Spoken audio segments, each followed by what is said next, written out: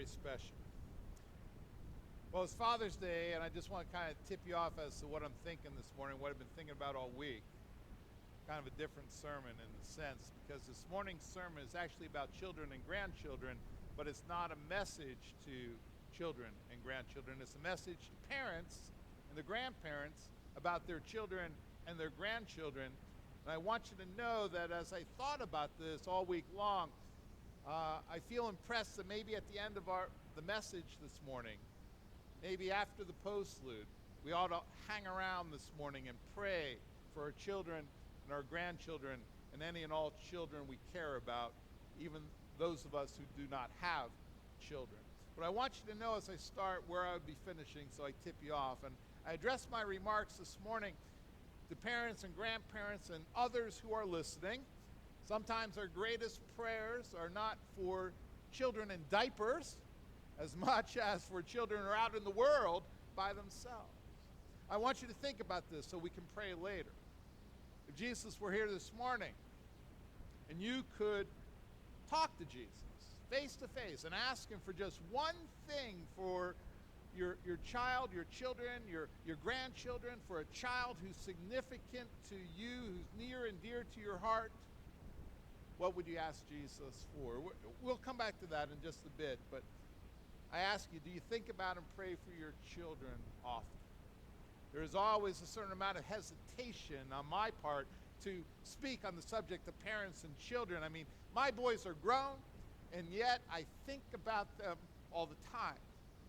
I think about playing racquetball and pickleball with them, family games with Kathy and the boys around the kitchen table. I think of doing fantasy football with Michael. I think about Bible studies I've taught with Benjamin. Think how proud I am of their accomplishments. I think often of how I could have been a better father. I think about the responsibility that adults have in setting a Christian example before the youth in our world. I think of the mentoring that takes place at Desert Palms Presbyterian Church with youth in so many ways. I'll give you one example. The encouragement that is offered by our mentors in the scholarship program. Oh my goodness. Now I know that we support young people with the cost of education, and that's important, but it's not as significant as the example and the mentoring that takes place with those young people from people in this church. Young people today face many temptations. They face many dangers. I know that it's popular to say that every generation faces more problems than the preceding one. I think that's true. Today's secular society is pushing Christianity out. I mean, there is a lot more social media pressure today. I mean, young people in the past haven't had to deal with that. There's a lot more out there inclining them to do that which is wrong rather than that which is right. And so young people need good mentors. What does God's word say? Train children in the right way, and when they're old, they will not stray. Train a child in the way he should go, and when he is old, he will not turn from it. Take two simple observations. When it comes to raising children, one of the most important things that all parents learn is that if you have more than one child, you have two very different people on your hands. Every child is different and unique. I told you about my sister and myself. She's a fish. I'm a land lover. One child might be gregarious, the other very quiet. One gifted in the area of music, the other gifted with their hands. One child happy to stand up and to speak in public. Another would die 1,000 deaths before ever standing up in front of other people. You learn very quickly that there aren't that many hard and fast rules because children are individuals and children are different, and each child has to be treated as a unique individual. Second observation, what you do to raise your children is going to vary because it's going to change, because your children are going to change as they grow. And yet, there are some predictable stages of growth. One source I've gone to over the years is Gary and Anne Marie Ezzo. They have a Growing Kids God's Way course, and they note 4 phases of raising children. Maybe you can relate. Phase 1 is the discipline phase. The phase covers the period from birth to about 6 years of age. This is when you establish that you love your children and that you care about them. And this is the time when they actually learn the most. Kathy and I discovered this when we did house sitting during seminary, and sometimes we would watch children. And if we had a child up to age 6 for a week, we could actually change some of their behavior in that week. They were pliable. After 6, they're not quite as pliable anymore. So phase 2 is the training phase. It takes place from 6 to 12. You could use a sports analogy here. A trainer works with an athlete each day in different settings, going through drills and exercises to make that athlete proficient in the sport in which they're participating. Well, a parent does the same thing in training and getting a child ready to play the game of life. Then you have phase 3, the coaching phase. I'll tell you, from ages 13 to 19, now children are in the game of life for themselves at that point. We can send in the plays from the sidelines, and we can help during the timeouts. But we can no longer stop the game and show them how it is to be played because they're already playing the game. They're making calls and moving forward themselves. Phase 4 is what the Ezos call the friendship phase. The relational goal of our parenting is friendship with our children. Although the parent-child relationship does not cease, we've entered into a new phase because now everyone is an adult. So what starts out with discipline goes to training and coaching, and if all goes well, your children become adults and they will eventually enter the friendship phase. And the way you are interacting with your children today is going to be specific as to who they are as unique individuals. It's also going to be specific to where they are along the age spectrum of life. Now consider Proverbs 22:6 as we apply that to those two observations. Train up a child in the way he or she should go, and when that child is old, he or she will not depart from it. Now this is a much discussed verse for many reasons. You probably have a lot of questions. What does it mean to train your children, and how do you do it? What is the way he or she should go, and what does it mean that the child is old, when the child is old, that he or she will not depart from it? Well, the biggest issue is that this sounds like a promise. And some people believe that in some cases, in the end, the promise fails. Many Christian parents who have tried exceedingly hard to raise Christian children, they struggle with this verse because they struggle with the fact that their children in their adulthood are not where they ought to be in relation with the Lord. I mean, admit it. Come on. This is a good verse if your children are grown up and they're serving the Lord right now. This verse is so difficult to completely understand if your children are not what you always had hoped and prayed that they would be right now. So we got to look at this verse a little bit more closely. Break it up into 3 parts, like the command part. Train a child. If you will, train up a child.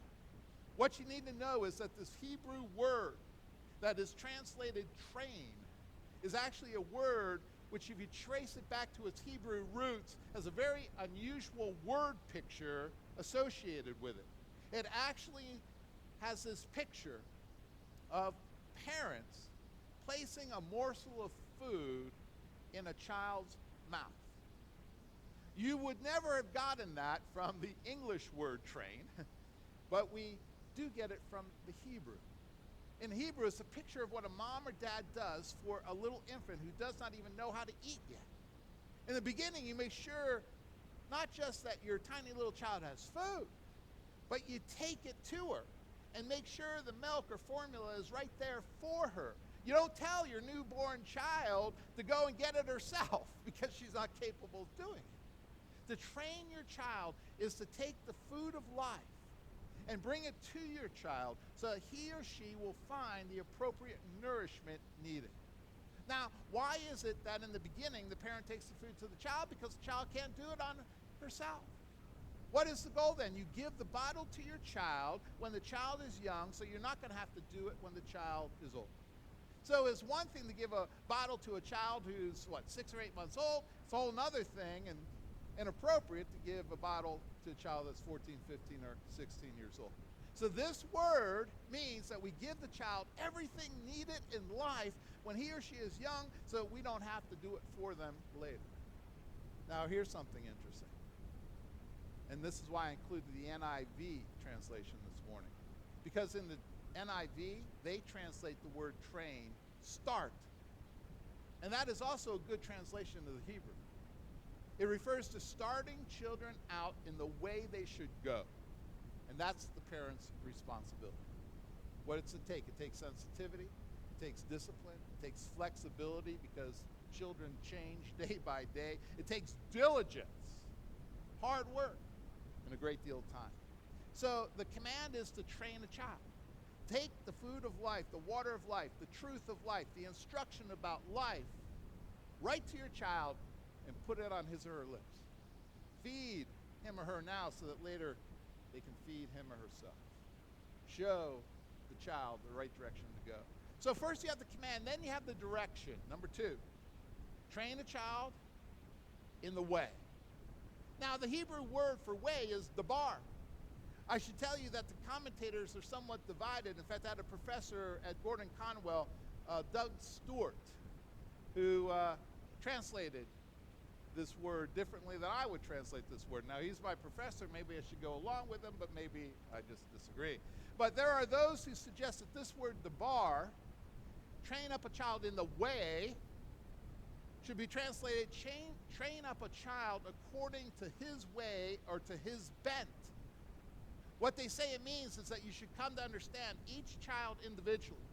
That God made each child with his own set of traits and temperaments and personality factors. And as a parent, your job is to discover which way God made your child so that you can lead your child towards his or her gifts, talents, and abilities. This is Doug Stewart's interpretation. In other words, lead them according to the way in which they should naturally be going, according to their unique personality traits. And I think I would have to concur with Doug that that's good advice. I think it's true. It should happen. But I somewhat doubt if that's what Proverbs 22 is really saying. For the word dabar, the way, almost always in the book of Proverbs refers not to an individual's way, but to the way of the Lord.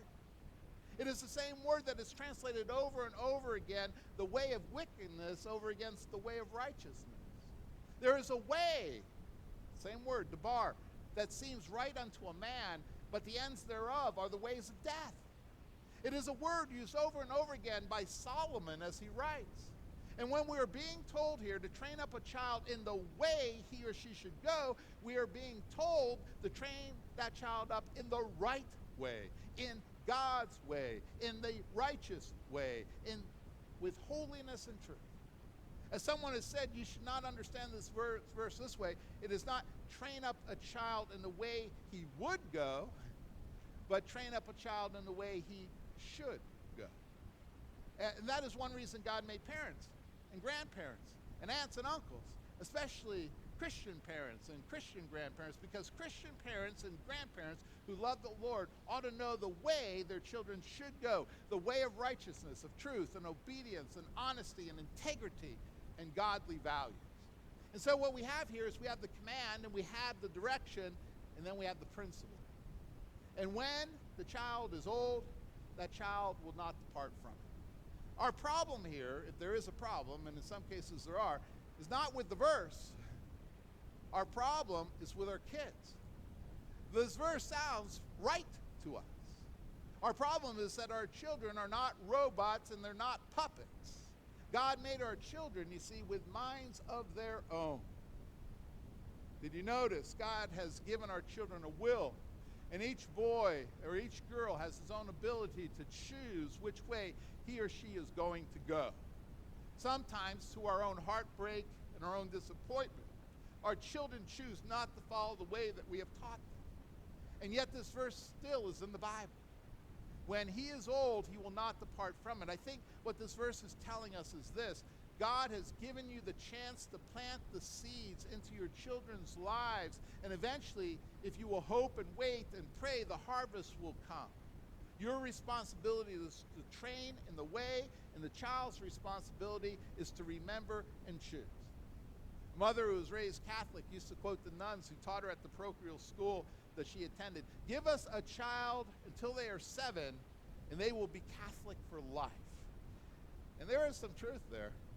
Give anybody a child for 7 years, and you will have set a pattern for the next 70. Because what? Children are like wet cement, hardens really fast. Right? Our children do grow up to be more like us than we realize, and more like us sometimes than we would like to admit. In other words, I'm like my dad. My boys are like me, in the good areas and in the more challenging areas of life. So on this Father's Day, I want to tell you how much I appreciated my dad. He was my coach. He set before me examples to follow. He gave me instruction on how to live life. Now, I'll tell you, when I was little, I didn't always agree. But my dad taught me his own way about what I needed to know. He taught me to throw a baseball. I can't believe that my mom let us actually throw that baseball in the hallway of our house. He taught me how to ride a bike, even when I didn't want the training wheels to come off.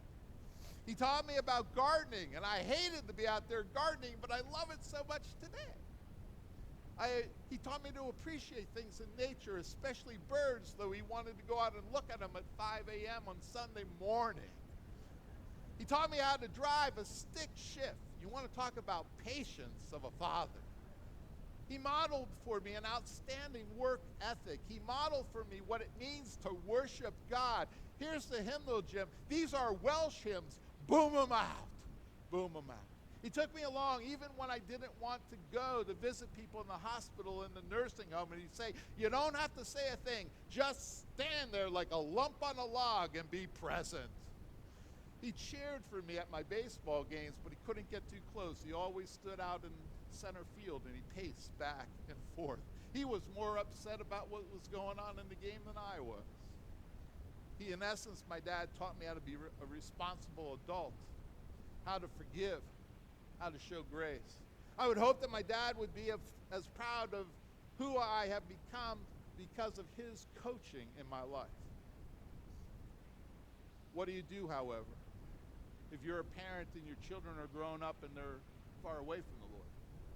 You tried to model or teach the faith as best you could, but today those children aren't as Christian as you'd like them to be. Well, consider 4 suggestions. Be honest about your feelings. I mean, honesty is important. Admit the hurt and the pain in your heart. But never give up hope. Our God is the God of hope. Love your children no matter who they are or where they are or what they're doing. And whatever you do, keep on praying. Never give up. There are some things in life that should be taken lightly, and some that should never be taken lightly. They should always be taken with some seriousness. Your children must never be taken lightly. You can be haphazard about a lot of things in life, and it won't matter. But here is one area that you have to take seriously. You must take your children with utmost seriousness, because you're not going to have them around forever. The most important thing you can do for your children, your grandchildren, the child who is significant for you, to you, is to pray. I know my mom and dad prayed over my sister and I when we were born on our particular actual birthdays. My dad prayed at meals. He prayed with people, including my sister and I, who found themselves in crisis. If he came upon somebody in church who was having a crisis, he stopped and he prayed. My dad prayed before we went to bed. Even later, when I went off to college and seminary, I know my dad was praying. The most important thing my dad did for me was pray. Years ago at a retirement party for John Tall, who was retiring from the Moody Institute after 30 years, they had a meal, they had some speeches. It was a really enjoyable night. And then John's daughter, Carol Michaels, got up and gave a testimony about her father. She talked about his love and his hard work, and then she said, but the thing I remember the most about my dad, and then she broke down in tears. I remember that every morning when we got up, I would come downstairs, I would see my father praying at the breakfast table, and I would hear him often praying for me. Nothing he has ever done has meant more to me than the knowledge that my father is praying for me. And I'll tell you what, I know exactly how Carol Michaels feels. There are many things that parents can do for their kids, many things that we must do, but one thing is absolutely essential. You have to pray for your children. And you can do many things once you are praying, but you really can't do very much for your kids until you've prayed. I want you to take some time this morning and think about that.